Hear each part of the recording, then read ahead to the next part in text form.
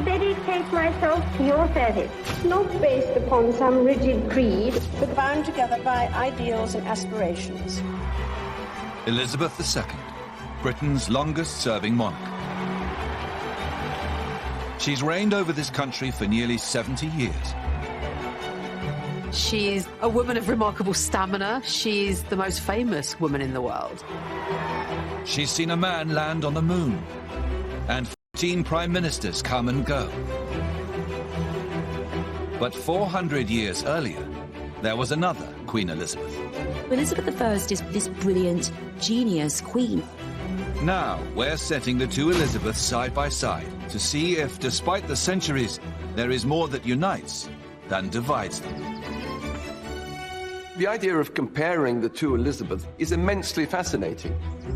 It might look on the surface that they have nothing in common, but when you dig a little deeper, the story becomes even more extraordinary.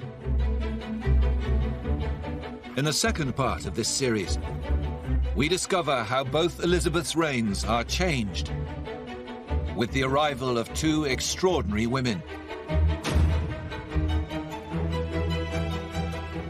Both Mary Queen of Scots and Princess Diana take our two queens on difficult journeys. In fact, there are an awful lot of parallels, almost a magical quality to them. We uncover remarkable similarities. This letter is astonishing. Once upon a time, they were best friends. Now they are mortal rivals. And reveal how these young women both threaten to destroy the reigns of two of our greatest monarchs.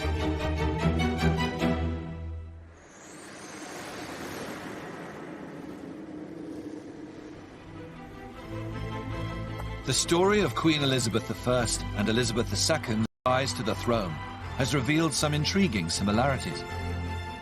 Both women rose from royal obscurity to become popular and successful monarchs. And their journey has made them both unflinching and dedicated queens. What unites the two queens is their sense of tradition and duty. But neither of the Elizabeths were supposed to be queen at all. They had a fairly tortuous path to the throne. But that wasn't the end of their battle. It was just the beginning. Both Elizabeths battle with two very different women that enter their lives. Mary, Queen of Scots, and Princess Diana.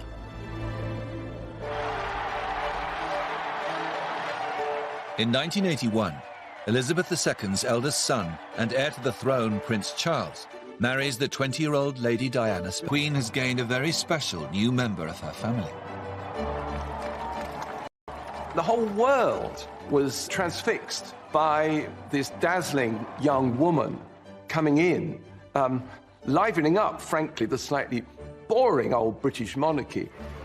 It's a huge moment in society. The wedding, it's gigantic. It's much bigger than the Queen's wedding. The millions and millions watching it. The millions of girls getting married in exactly the same dress with exactly the same hair. The Queen is thrilled to see such a rapturous welcome for her new daughter-in-law. She believes Diana has all the makings of a perfect princess. Although she was very young, she came from a very aristocratic dynasty. The Spencers go way back in history.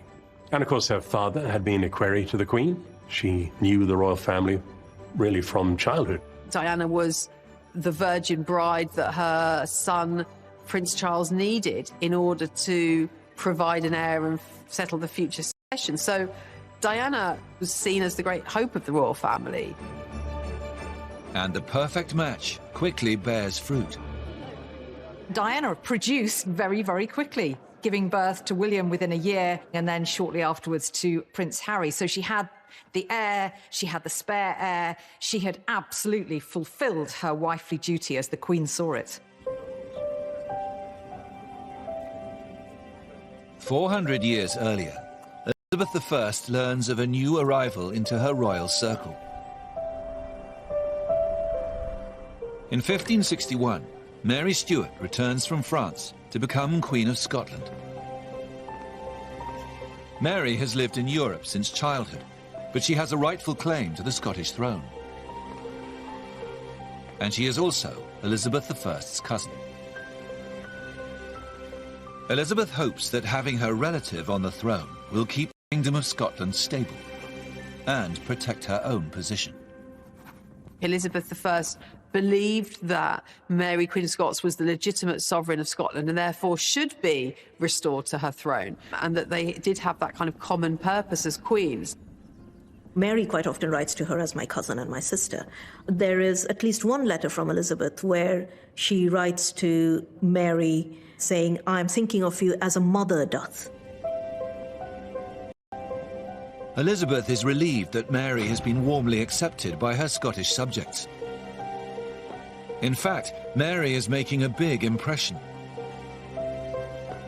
She is a Tudor fairy tale. Mary, Queen of Scots, had a real charisma about her. The whole of Europe's fascinated by her. When she comes back to take her throne, Scotland is overwhelmed. The hysteria to see her. She is like the Diana of her day. Diana is this megawatt, this celebrity. You know, people are obsessed by her, and the press go wild for her. In 1984, Queen Elizabeth II opens Parliament, and her new daughter-in-law, Diana, attends the ceremony. But she rapidly becomes a distraction from important royal business. So the Queen here descending from the state carriage with Princess Diana by her side. But more of the world's attention is focused on the princess rather than the monarch. Why? Well, because of how Princess Diana has chosen to style herself. She has this incredibly new hairstyle, very unlike anything she's worn before. Almost a natural magnetism that she seems to have, drawing the eye of the camera. This is all about the state opening of Parliament. It's the Queen that should be the centre, not the princess. On the following morning, the press are not focused on the political agenda. They're not even focused on Elizabeth II. All of these headlines about Diana's striking hairstyle, it was Diana that was the sort of centre of attention. The Queen was furious. Diana's celebrity is starting to overshadow matters of the crown. And Elizabeth I is also becoming concerned about Mary's rapidly growing popularity. She asks to see a portrait of the beautiful Scottish monarch.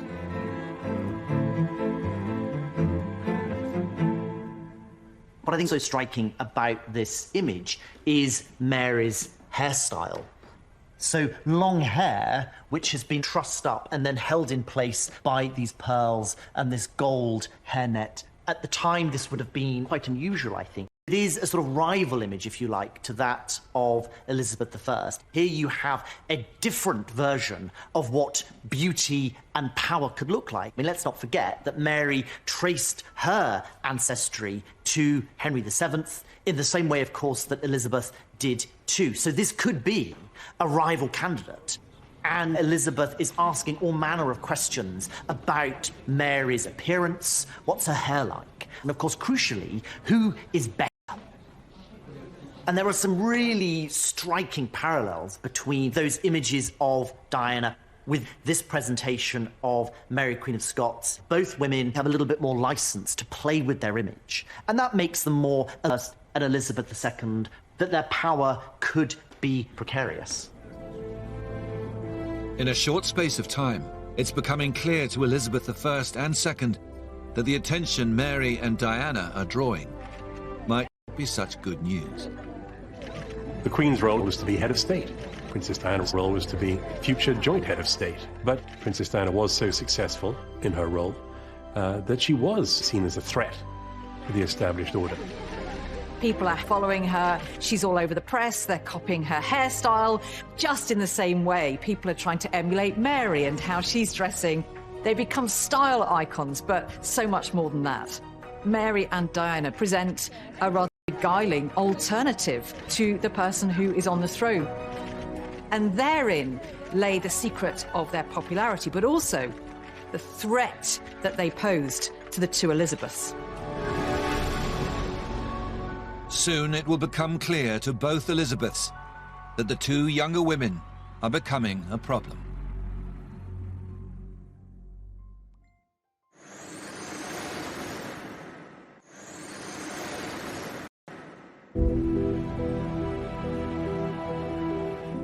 Elizabeth I and Elizabeth II both placed the importance of the crown before anything else. But now, the presence of two young female relatives, Mary Queen of Scots and Princess Diana, is beginning to have an impact on the popularity of the monarchy. The proximity of these glamorous fairy tale figures, this romantic alternative model of monarchy, is going to present them with some of their most testing times. Just a few years after entering the royal circle, it appears that Mary and Diana may not be the fairy tale our Elizabeths had hoped for. And the situation soon becomes more problematic when both Diana's and Mary's marriages start to go wrong. The controversial fallout of Mary and Diana's marriages really brings trouble to the door of both queens. Elizabeth can't ignore the situation that is unfolding in Scotland. And of course, Elizabeth II is completely unable to just sit back and watch this disaster unfold before her eyes. In 1986, Elizabeth II receives Princess Diana for a chat behind closed doors. Diana has discovered evidence that Prince Charles is having an affair. For Princess Diana, there was a hope that somehow the Queen would intervene to make things okay in her marriage again between two strong women. There was a certain school of traditional royal thought that Diana should stop being silly.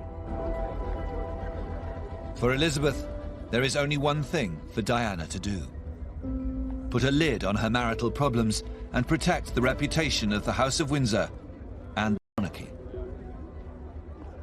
Elizabeth II is a personally, as well as professionally, religious woman who in her childhood was scarred by her uncle's abdication to marry a divorced woman. So everything in Queen Elizabeth's background steers her towards the sanctity of marriage. And certainly she'd have seen marriage as something to be worked on and subservient to preserving the future of the throne. But Diana wasn't made like that. Diana was angry. Diana was defiant. She thought, the heck with this. I am not going to be swept under the carpet. Centuries before, Elizabeth I is disappointed to find out that Mary, Queen of Scots, has ended up in a troubled marriage of her own. Mary has chosen to marry a powerful English nobleman called Lord Darnley. Very early in Mary's reign, she married Henry Lord Darnley. Now, it was a love match for her. She fell head over heels. But Darnley was unsuitable in every single way as a consort. He was hot-headed, arrogant. He was actually quite a cruel man. So the marriage became absolutely toxic.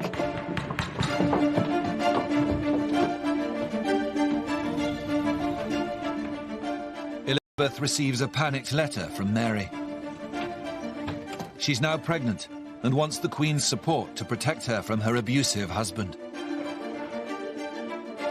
This is one of the most dramatic letters when it's all started to go horribly wrong for Mary. Her husband, Darnley, has murdered her favourite secretary, whom Mary calls our most special servant, has been slain in our own presence. So she's writing to Elizabeth to tell her the full horror of this incident and also to beg Elizabeth, as a fellow female sovereign, show a bit of solidarity and come and help Mary in her hour of need. But just like Elizabeth II, Elizabeth I's advice is to stick with the marriage. Darnley is a hugely influential nobleman. Upsetting him will throw Mary's crown and Scotland into disorder. Controversial one. She was urging her kinswoman and fellow Queen Mary to put duty first. Despite Elizabeth's advice, the situation soon turns to chaos. A faction of Mary's supporters rise up and murder Lord Darnley. And Elizabeth is horrified to learn that Mary is now planning to marry the man accused of her husband's murder, Lord Bothwell. Elizabeth writes Mary this desperate letter saying, please don't marry him. Please don't marry him. I exhort you, I counsel, and I beseech you, because he could be guilty of your husband's death. That letter, it's like the verbal equivalent of shaking someone by their shoulders, saying, what are you doing? The Queen's pleas fall on deaf ears, and Mary goes ahead with the marriage. Elizabeth was appalled. The behaviour of any one ruling queen impacted on the other. If Mary was going to look like this reckless, perhaps even murderous woman, what did that say about her sister queen across the board? 400 years later, Elizabeth II is also facing the danger of a seismic family fallout. The Queen is aghast to discover that the grisly details of Charles's affair are about to be published in a new warts and all book. And Princess Diana is rumoured to be the source. Now, that was a subterfuge by Princess Diana to get her message out to the outside world about the reality of her marriage. But what is so revealing is the royal establishment's response to it was not to say, oh my God, is this true? What can we do to put it right? The response was, oh my God, how could she? Isn't she awful? The Queen makes a move to try and limit the damage. She tells Charles and Diana that they must attend a royal trip to South Korea and make it work, at least in front of the cameras. If looks could kill, here we have a photograph of Princess Diana and Prince Charles. They have been sent on this diplomatic mission at the request of the Queen to make it look as though they are maintaining appearances. But what this image of Diana shows is that she will not play that part. Her feelings are drowning out. In Rogue, Diana is not keeping to the brief of what is required of a royal princess. Overseas tours are some of the most important bits of duty that the royal family does. It is high-level diplomacy, certainly an area that you shouldn't bring your private difficulties into. Shortly after their return from South Korea, Diana starts to openly discuss a separation. The situation is slipping out of Elizabeth's control towards the one thing she is desperate to avoid: a divorce for the heir to the throne.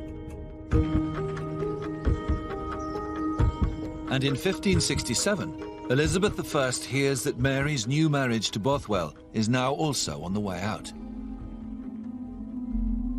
The Scottish lords have risen up in outrage and rebellion at her marriage to her previous husband's murderer. Bothwell and Mary are forced apart. He escapes across the North Sea, while Mary flees south over the border to England.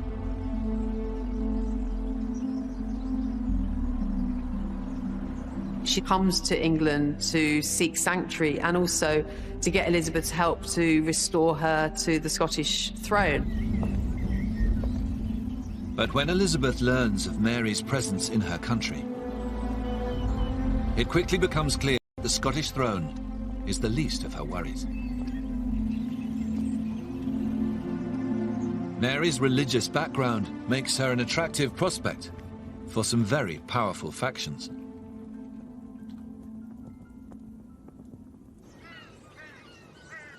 Mary was a Catholic, and for Catholics, both in England and around the continent, she was the rightful Queen of England.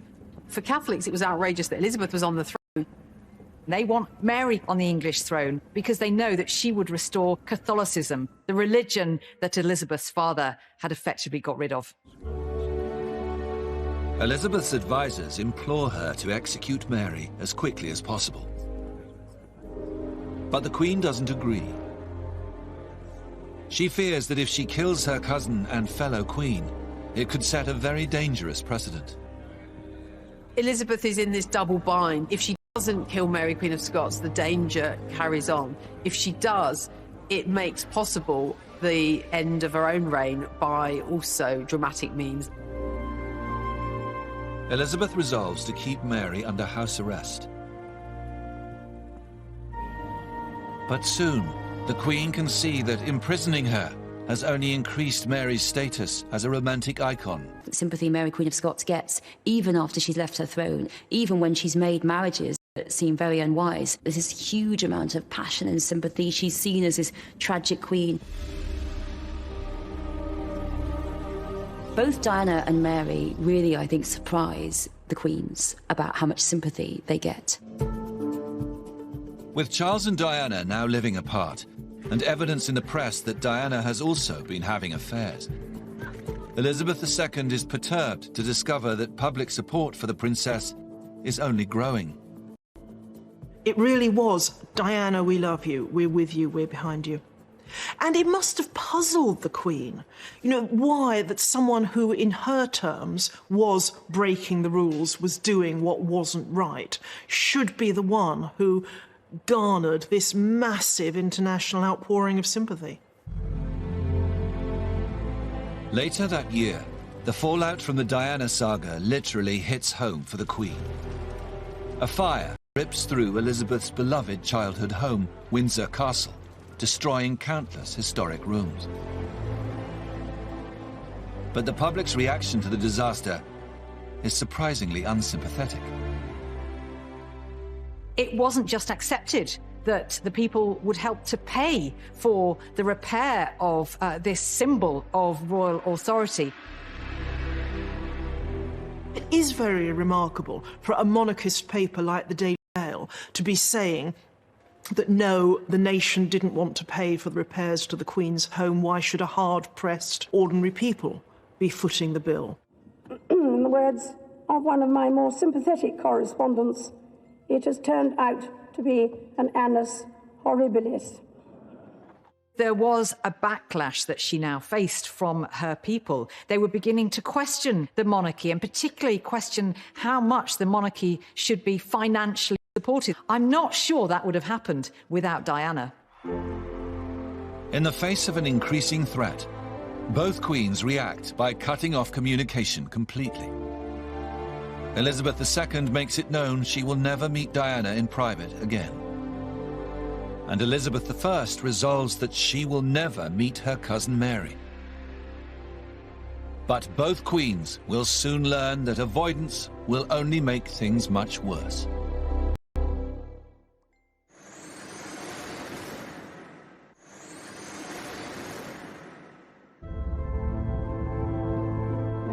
Both Elizabeth's attempts to contain their problematic royal relatives soon go amiss.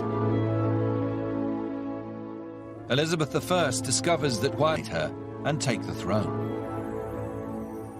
And Elizabeth II faces a rebellion of her own when Princess Diana agrees to a television interview at the demise of her marriage. There's definitely a moment when both Mary and Diana become outright rebels, enemies to the queens. So for Mary, it's after she arrives in England and she starts to involve herself in various plots against Elizabeth. And for Diana, it's when she goes public. And that is striking a killer blow. In 1995, Diana sits down with the BBC's Martin Bashir and spills all the personal details about her failed royal marriage to an audience of 22 million people. That Panorama broadcast was a declaration of war, and it was accepted as such by the Queen and the House of Windsor. Shortly after, the Queen writes to Charles and Diana instructing them to divorce. And in a shock move, she also demands that as part of the deal, Diana will lose her title. The stripping of the HRH from Diana, I see as a rare instance of spite on the part of Elizabeth II. The Queen's cool, to some extent, deserted her, and combat was engaged. Elizabeth I has the power to be much more brutal. For years, she has resisted calls to have Mary executed. But under immense pressure, she now finally starts to crumble. Elizabeth has taken on the greatest dark night of her soul with Mary, Queen of Scots, to make the decision to execute her. She really doesn't want to. Elizabeth finally signs the order for Mary's execution. But she almost immediately regrets her decision and calls it back.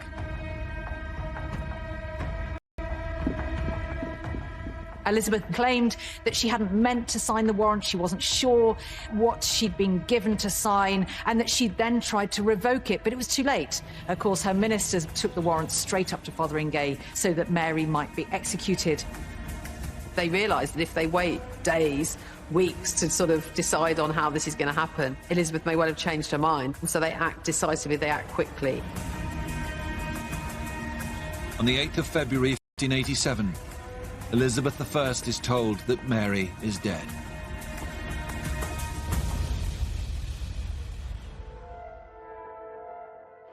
This is what's left of the Mercedes in which the Princess of Wales and the hours of the 31st of August 1997, Queen Elizabeth II is woken with her own terrible news.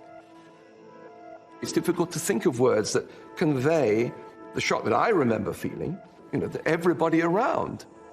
Just total consternation. All the imagery of it, a tunnel in Paris. As the shocking news spreads around the globe of Princess Diana's death, the Queen, who is staying at Balmoral, seems to freeze. In the morning, the family attends their private church, but something is missing from the summon. The service in the local church lasted an hour, but not once was the princess mentioned by name. There were prayers said for Charles, for Diana's sons, but not for Diana herself. And I think everyone felt that, however correct that was in terms of etiquette, people felt that the rules were being placed above the real emotion. After the service, the Queen returns to Balmoral without acknowledging the hordes of press waiting for a statement. Over the next few days, public figures from across the world pay tribute to Diana. She was the people's princess. And that's how she will stay, how she will remain. In our hearts and in our memories. But the Queen remains silent.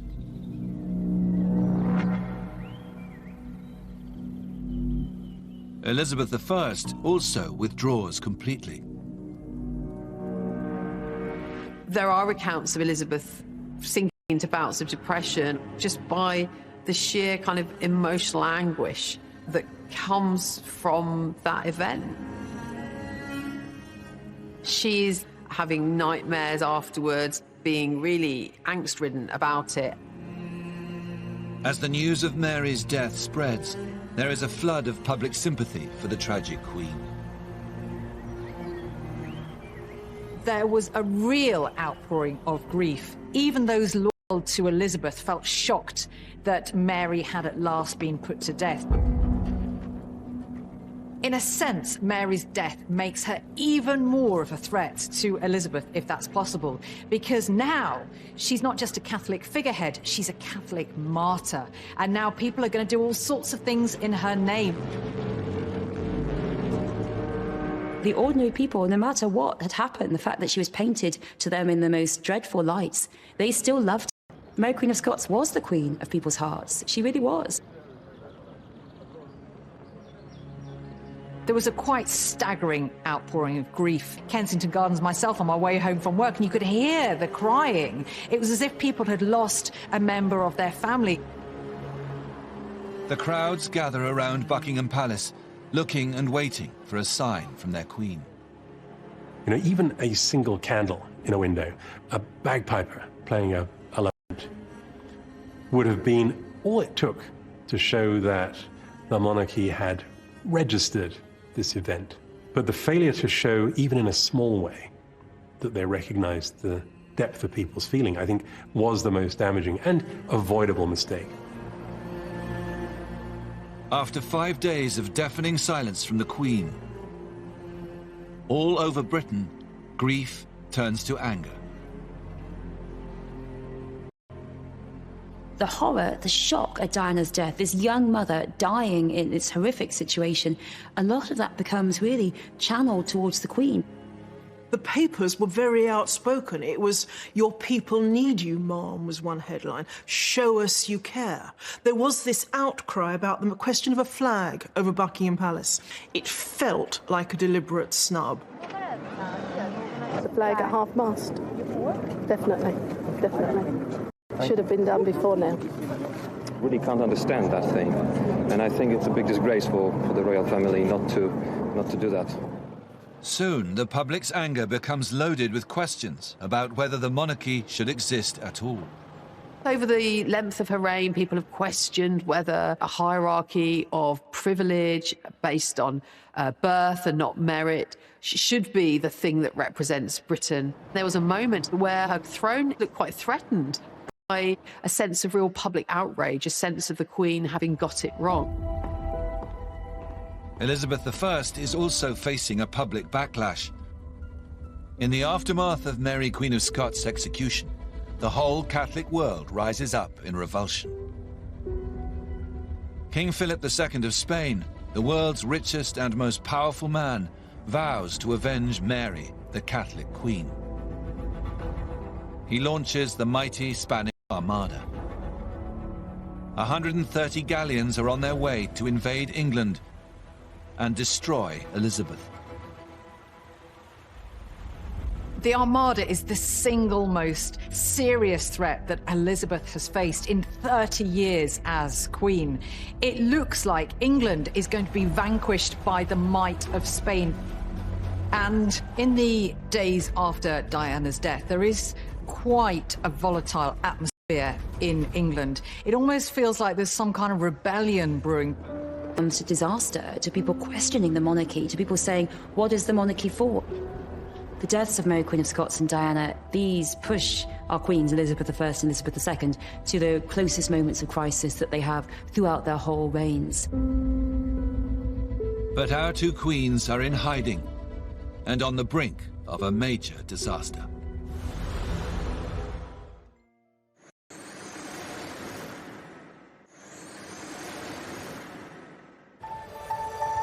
Elizabeth I and Elizabeth II both make the same bold decision. Faced with a dangerous crisis that could topple them from the throne, they prepare to face the fallout of Diana and Mary's deaths head-on by addressing their people directly. Both women here are facing turning points and to step forward with the same challenge facing them. With a Spanish invasion force of 30,000 troops gathering across the English Channel, Elizabeth I tells her advisors that she will ride down to the south coast and personally address her troops.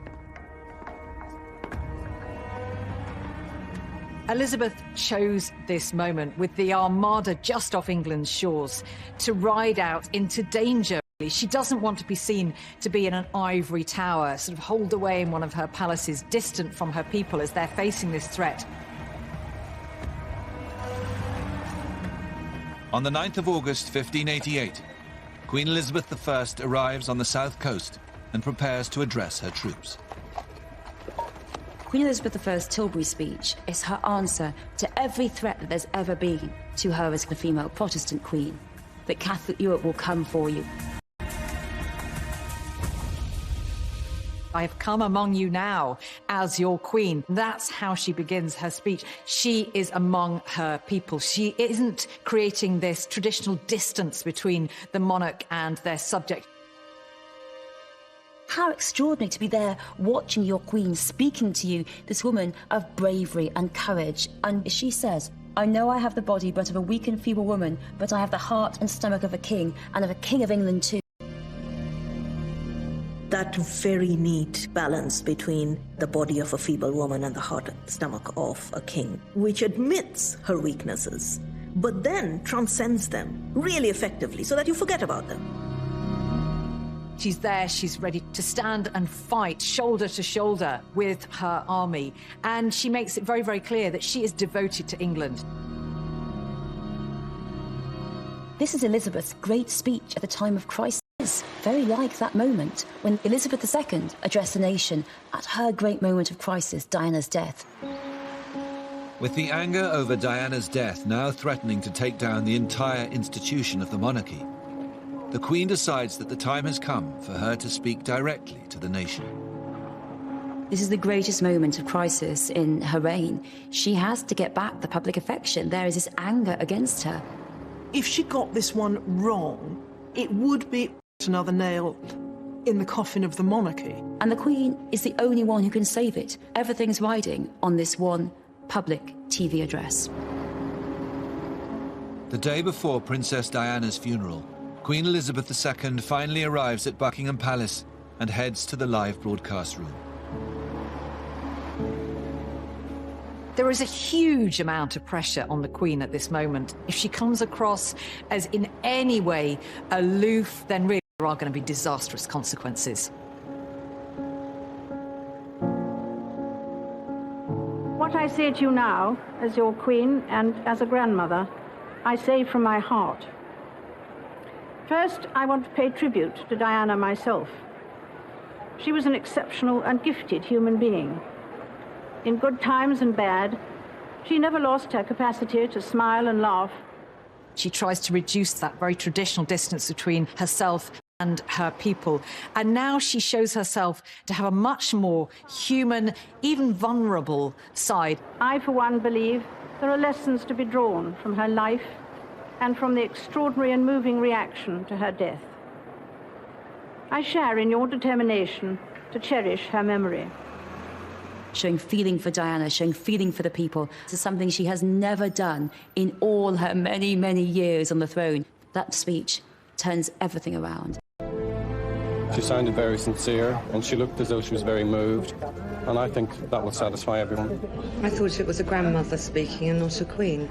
I was quite moved by it. I thought she said everything she should have said. Can't think of anything that she left out at all. It's one of those moments when you can feel history turning, and the lump comes to the throat, and suddenly all is right again. It is an extraordinary comparison across the centuries between two women who both managed to sway the course of history through what they say to their people. Just a day after Queen Elizabeth I delivers her speech at Tilbury, she is told of incredible news. Sir Francis Drake and the English Royal Navy have scattered the Spanish Armada. Elizabeth has defeated the mighty power of Spain. There's a wonderful portrait of Elizabeth I called the Armada Portrait, and it's particularly wonderful because of the aura of power that it seems to possess. This portrait has Elizabeth with her long white hand on the globe as the mistress of the world, and beyond you look out onto the sea where the Spanish ships are burning. And that's such a fantastic encapsulation of Elizabeth as Gloriana, as the Queen of England. In the years that follow the Diana crisis, Queen Elizabeth II's popularity also goes from strength to strength. As she continues to carry out her duties with unwavering dedication, she's also managed to have a little fun along the way. Elizabeth II commands great affection and respect, whether people are great monarchists or republicans. And whatever comes next, her reign will define the monarchy in a way, I think, that will never be repeated. It is perhaps the last of its kind. We have seen how Elizabeth I and II share some remarkable similarities, both coming from royal obscurity to win over doubters and strengthen their nation's position in the world. They have overcome tragedy and adversity to secure their place in history as two of Britain's longest reigning and most successful monarchs. Elizabethan England, that was a great age for our country. Francis Drake, Walter Raleigh, Shakespeare. I think we can rightly take pride in that, and it wouldn't have worked like that if she'd been a different sort of woman. Elizabeth II, driven by the same mental fortitude, the same sense of duty, in a totally different age, she has triumphed as well. This woman has made the second Elizabethan age come true. She's given real meaning to it for people. And, as you see, made us feel quite emotional about it. These two queens, Elizabeth I and Elizabeth II, really confirm that queens do it better.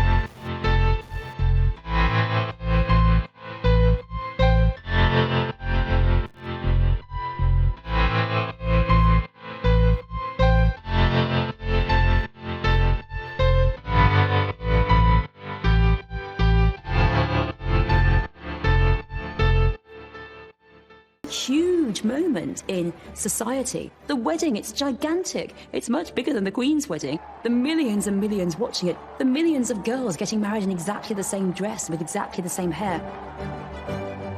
The Queen is thrilled to see such a rapturous welcome for her new daughter-in-law. She believes Diana has all the makings of a perfect princess. Although she was very young, she came from a very aristocratic dynasty. The Spencers go way back in history. And of course, her father had been a query to the Queen. She knew the royal family really from childhood. Diana was the virgin bride that her son, Prince Charles, needed in order to provide an heir and settle the future succession. So Diana was seen as the great hope of the royal family. And the perfect match quickly bears fruit.